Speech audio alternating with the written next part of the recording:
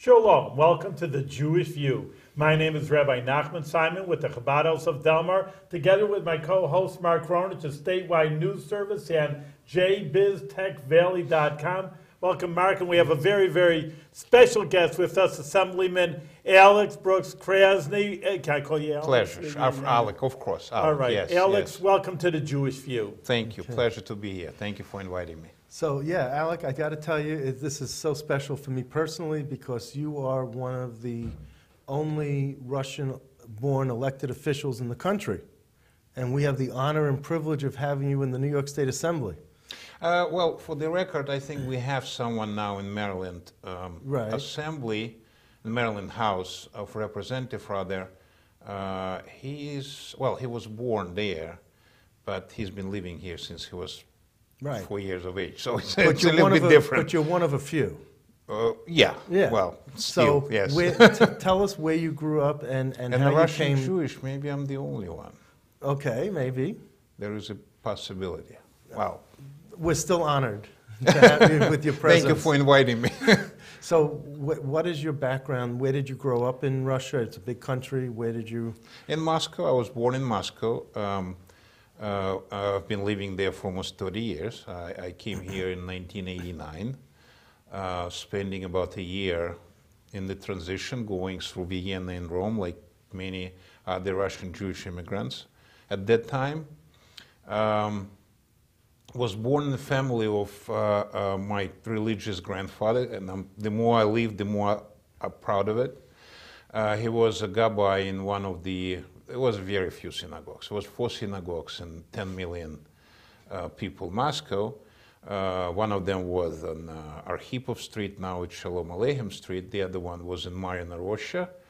And 2 was in suburbs, Moscow suburbs. But when you say he was religious, was he an Orthodox? Was everything Orthodox in well, Moscow? he was what now here in this country and prior to that in the other country we call Hasidism. So he was a part of Hasidim. So God bless his memory. He was the one who made sure that I became a perfectly Jewish on the day of my life, which was very, very rare. Did you have a bar mitzvah? Well, bar mitzvah is a different story. The bris was very, very difficult. For my mother, it was almost impossible to agree with my grandfather. Now I'm very proud of it, and now I'm very grateful to him. But at the time where that thing was supposed to be happening, my mother was screaming. I mean, people don't even understand nowadays. It's 20 years. It's a different situation even in Russia now. Yeah. But I have to say that in 1958, the year when I was born in Moscow, Russia, it was just totally impossible even to think about it, because first physical exam in the school and you becoming an outlaw.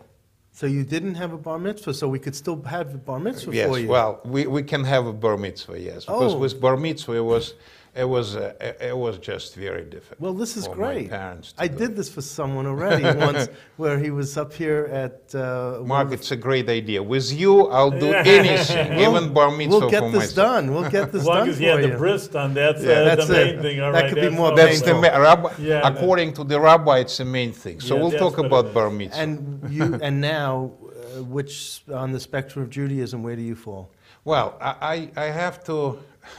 Well, my Rabbi Chaim Brickman from Seagate, he's saying that I'm not observant, but I'm religious. Mm-hmm. That's fine. and I'm just wondering, like, do you affiliate with conservative Orthodox Reform? Knesset of Israel. Well, it's conservative. It's it's Hasidic synagogue. I can say that I'm religious. My rabbi is saying that I'm religious, but I cannot say that. Well, people tell me that because I go to services more than occasionally, that I'm religious. And I say, well, you know what? There are people who are even more religious than me who do so much more that I don't consider myself as religious. But they say, but look at how dedicated I am to the religion. And I'm like, but that's 2 different things. And we get into these discussions. I know where you're coming from. It's a long discussion. But, it's a long discussion. But I'm just trying to do to the other people what I want them to do to me. And that's my religion. And I Okay. think this is perfectly suitable for the Jewish religion. Don't you think, Rabbi? The main thing, it says the number one mitzvah the Lubavitch Rebbe said was what you just said. You have to love another person, and that's what you said. It says in the Talmud, how do you, it's a nice thing where you have to hug everybody, kiss everybody. What does that mean? It says, what's hated to you, don't do to your friend. That is the whole Torah. So Now, it is a major part. Another part of your life is when you came here, you were an entrepreneur, where you started an entertainment business. Yes. And then you went into... I've been busy this 25 years, well, 24. and your accent is still there from Yeah. Russia. You didn't try to Sure. even... Well, the thing is that, like I said, I've been living there for 30 years. So Yeah. the apparatus here it's hard to change it. Well, At the age of 30 years. do you break into Russian in the middle of a sentence, in the middle of a conversation? and- I'm reading in both languages, and I'm trying to read Russian still because I'm very often on the Russian radio, and you have to be still articulate in Russian. You have to remember the Russian language. Otherwise, it just wouldn't be appropriate to be For in the Russian Russians radio. in America you're talking to in the radio? Yeah. Yes. There's In a sizable, Brooklyn, what is yeah. the size It's, of the Russian community Well, then? the I know there's community a lot in Brighton in Beach. Brooklyn alone, I would say about 200,000 people. Really that many? Yes, and according to the UG Federation survey, it's about 400. The survey was done about 10 years ago. 450,000, I believe, in tri-state area. Really, that's a lot. Yeah, yes, and that's They're and more it's visible. concentrated in your area, really. Where is your area specifically? Well, the You're in Brighton irony is, Beach, Brighton I have a part of Brighton Beach, but I don't have the whole Brighton Beach. In fact, the irony is that people usually think, and primarily because of my accent, that I'm representing the majority of the people in my district, the Russian-speaking Americans. It's actually not true. No. I have only 16% of Russian-speaking Americans in my district. I have 29% African Americans. I have the whole Coney Island area. Well, I have a the sizable Italian American. Italian, Bensonhurst and Dyker Heights. Bay Ridge, rather. Bay Ridge and Dyker Heights. I have a very sizable Italian community, Well, you Italian have American. some of Bensonhurst. very- Because I saw very the few map of your blocks, district really. that's on your website, Mark, and I very went to few Lafayette blocks. High School, and I Well, know Bensonhurst. Lafayette is not, it's, in your it's district. not my district. No, it's in Colton. Yes, yeah, it's I Bill know. Colton's district. But yeah. you still have that over by you still. Just- no. In Bensonhurst, well, again, Yes. we can argue what's Bensonhurst and Bensonhurst, exactly. what is There's no Bay Ridge, sign, right? "Welcome to Bensonhurst," right. But, well, according to my knowledge, I have a sizable Italian-American community Yes. in Bay Ridge and especially Dyker Heights, about 15%, 11% Irish-American community, and it's just extremely diverse district. Whether you're looking at ethnicity or you're looking at political opinions, it's just extremely diverse from the very left to the very right. Then how do you think, I mean, in your opinion, that you won? I mean, that is really an accomplishment. Here you clearly have an accent, you're Russian Jew. You would think that would be a normal thing. Okay, you're the representative of Brighton Beach for all the Russian Jews. You must be doing something right. That's what I'm saying. What are you Look doing? at the face. Look at how he smiles. Look at how happy he looks. I gotta tell you that. Well,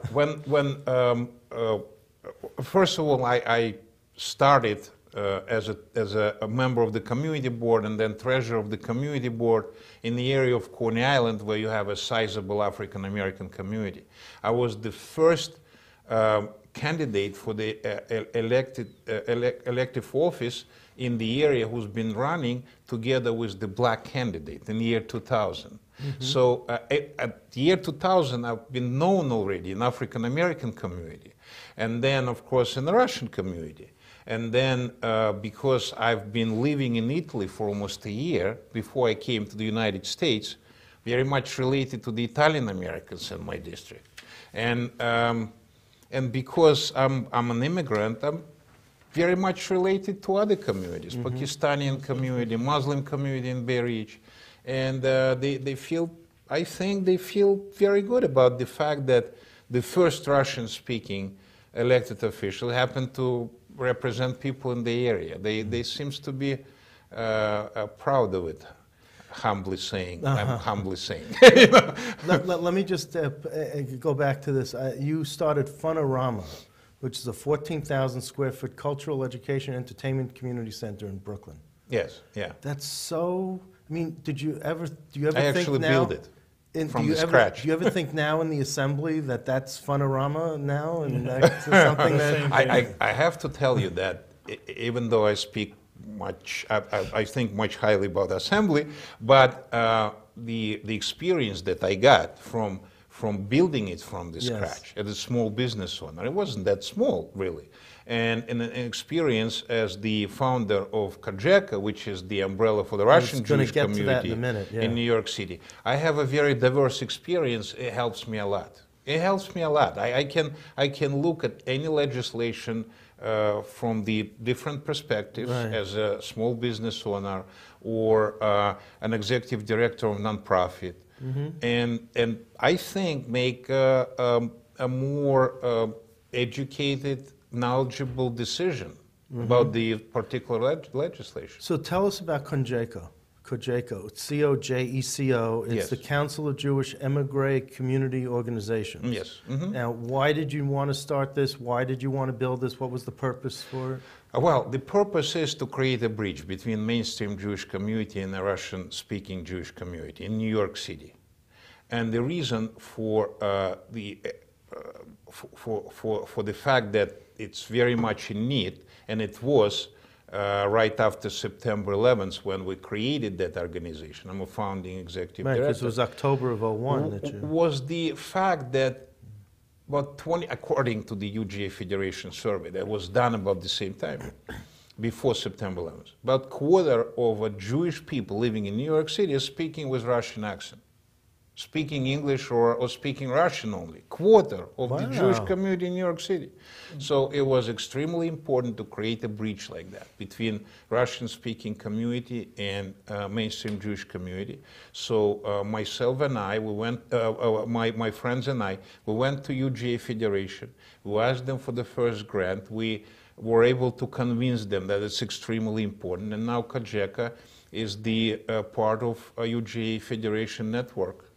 It's first time, I think, within 20 years that UGA Federation has accepted new organization. And are you content with the way your baby was born, you know, and now someone else? And I've been there for 5 years, and I've created some very good programs, for example, Jewish education for kids from the small kids, 3 to 5, from the Russian-speaking families, in the daycares which owned by Russian-speaking Jews.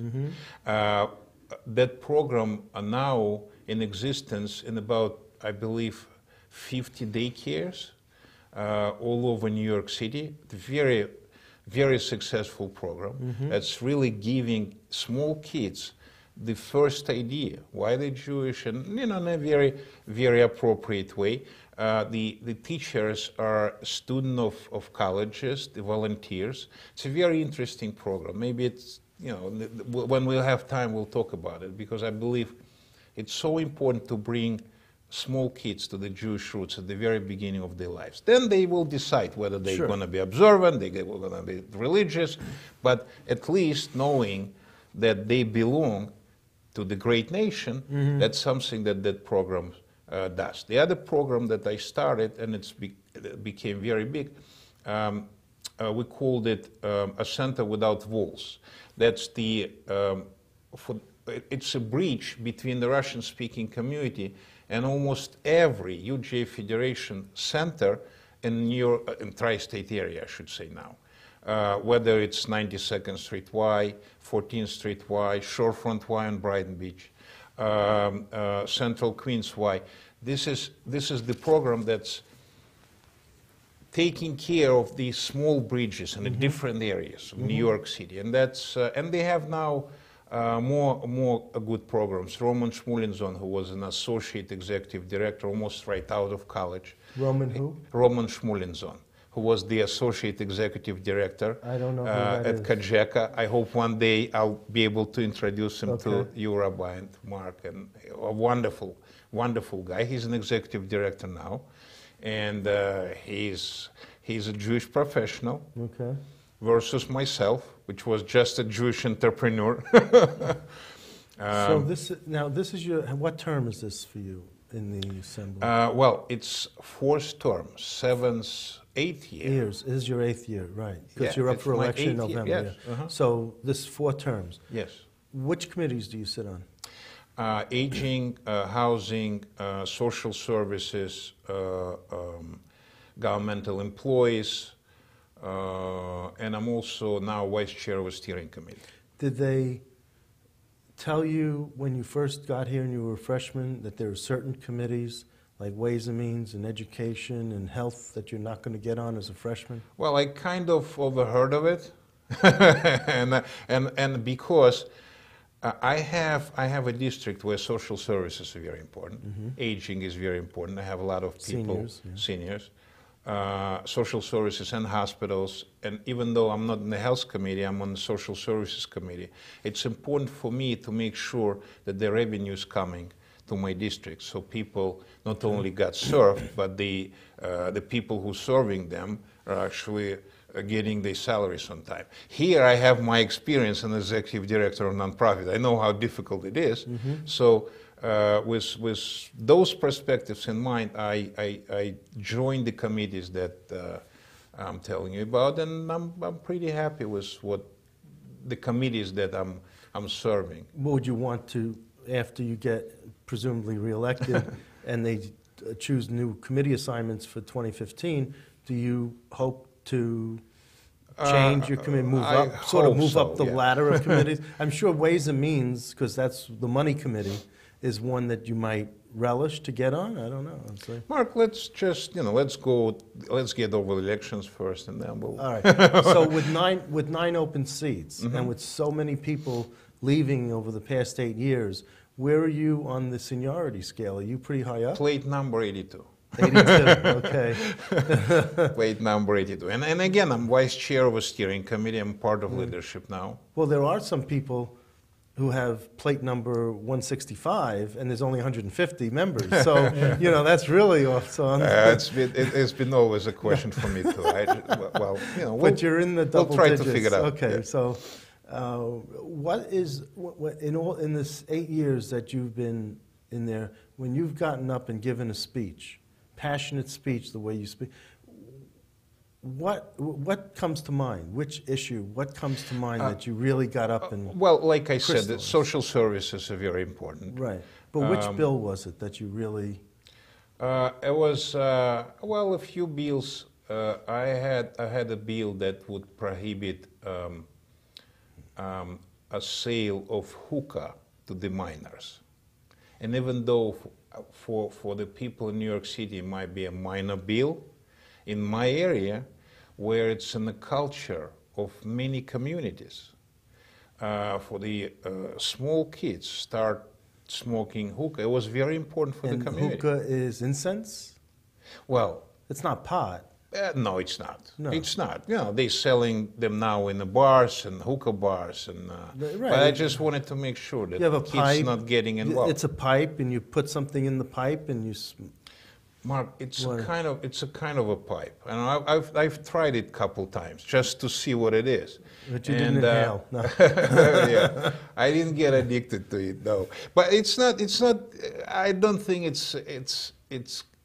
Some people are saying that it's okay for your health. I don't think so. We did the research, and it wasn't bad for the kids, so it was important to take care of. So that was your big impassioned speech. It was a passion thing. Yes. Then another bill which passed the assembly last year. It was introduced by me a couple of years ago, but it was stolen. I wouldn't say that. I'm very happy that it passed. It's a bill that's prohibiting companies who would have a business with New York State to have the companies who are dealing with those countries who would we consider terrorist countries, countries of terrorists. Right. That would prohibit those companies from getting a contract in New York State, from getting a business from New York State. That was my bill, I think, 3-4 years ago. Now it became a law, and I'm very happy about it. But I was very passionate about it. Who was the sponsor when it became a law? My speaker.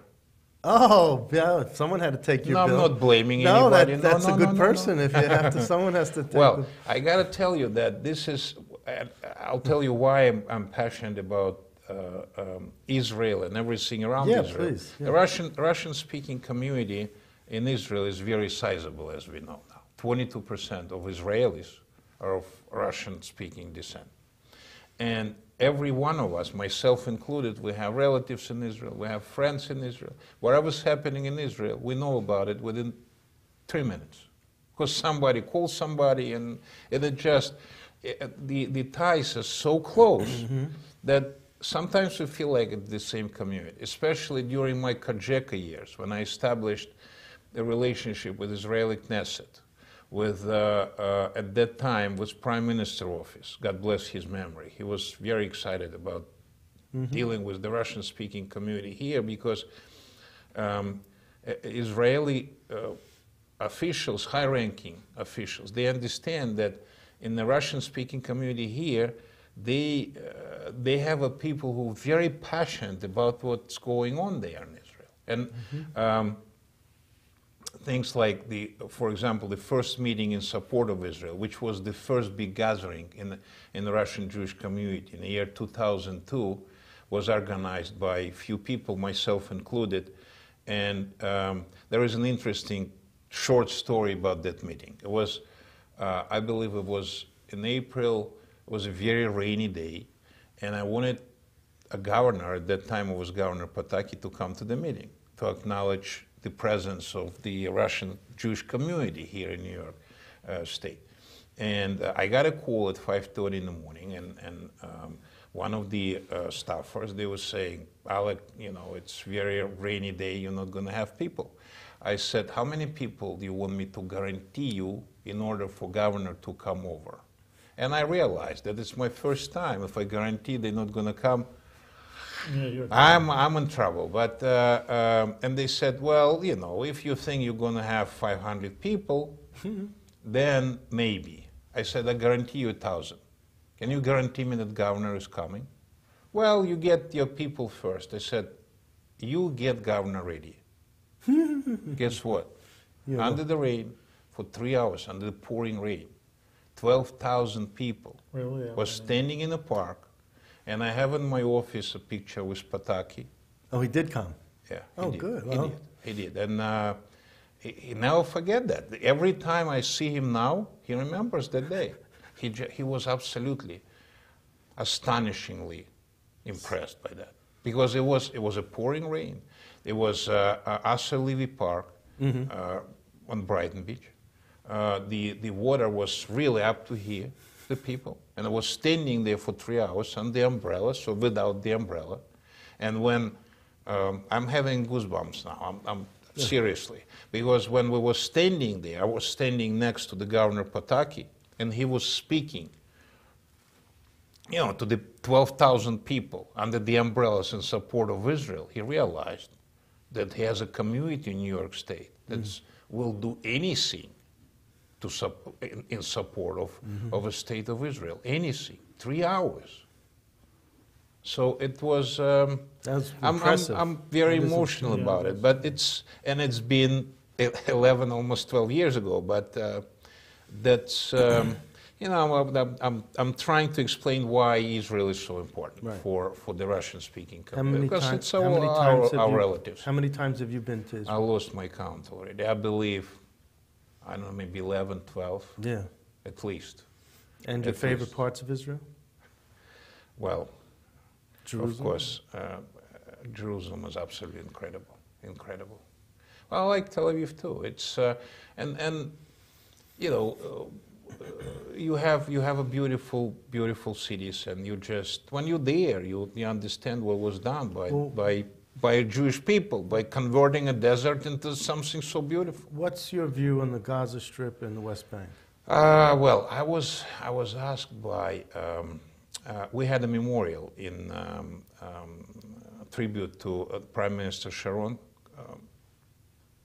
and thanks to the media, was a big participation of big stations, and they actually asked me what my opinion would be about what he has done with Gaza. I think that what he's done with Gaza, he just opened it up to the whole world, and just very clearly said to the whole world that here we have a very peaceful country, and we're ready to negotiate to the degree that we're going to give you a piece of our territory. But even after we do that, you'll see it's going to be rockets flying from Gaza anyway, because they don't want peace. And that's, to my opinion, that's what Sharon has done. But you know, how do you, personally speaking, what do you see? Do you think it's a good idea to have Gaza on one side and then the West Bank on the other? You know what? It was Israelis' politics. It's just so hard to say whether it's a good idea or bad idea. In your opinion? I mean, it's hard to say. In my opinion, it was a right way to show to the whole world, even though, you know, the whole world still wouldn't understand. But it was a great attempt to show to the whole world who wants the peace and who doesn't. I think at the end, you know, we have a few more minutes, but taking you, maybe you keep your thumb on Russia, because on one hand, and I know from the Chabad activities, it's incredible. They actually say that there's more children in Jewish camps in Russia than there are in the United States, you should know, and the Chabad camps. But then you read reports about anti-Semitism, and Ukraine's a different country than Russia, I know, but all right, it's around there. I mean, so it's like, is it bad or is it good? You know, I mean, there's a lot of good things happening, I know, but... Well, first of all, of course, it's much better now. And we know, I know firsthand from the rabbis there, you know, because of Kajeka, I personally know Rabbi Lazar, and, you know, basically all the very effective leaders in Jewish community there. Of course, it's much better now. Even regarding anti-Semitism, it's better. It's not a government policies anymore. It was in the Soviet time. It was government policy. You know, it was very hard for us to get to the college. It was absolutely impossible environment when you, like myself, when you had a breeze in the first physical exam, they finding out, and the doctor is saying to the whole class of yours that you have it. You know, I mean, you know, I was always physically strong, that I was able to take care of yourself. I was trying, yeah. So it's better now. It's much better than the times when I was. Is it the people? Because here you saw Russians, and now you see Americans. Is it something in the Russian frame of mind that they're so against Jews? I mean, in America, you don't see that. I mean, just one instance. Rabbi, it's such it's a philosophical conversation. But I believe it may be, you can build a parallel with the people who would be very jealous of a smart neighbor and successful neighbor. That's what's happening with Israel, clearly. And with our nation, I guess, over the thousands of years, the same thing. Did you have, in the last minute, do you have anything else that we didn't bring up that you'd like to point out, you'd like to bring up? Well, I think it's, for me, I think it's very, very important to learn, and that's what I've been learning over the years here in Albany in the Assembly, that the policies in this country, in this state, in New York City, they're very much built on the ideas of Jewish values and Jewish understanding and Jewish religion. And it's something that's I'm cherished very much, because I feel I'm a part of a great nation, small but very powerful.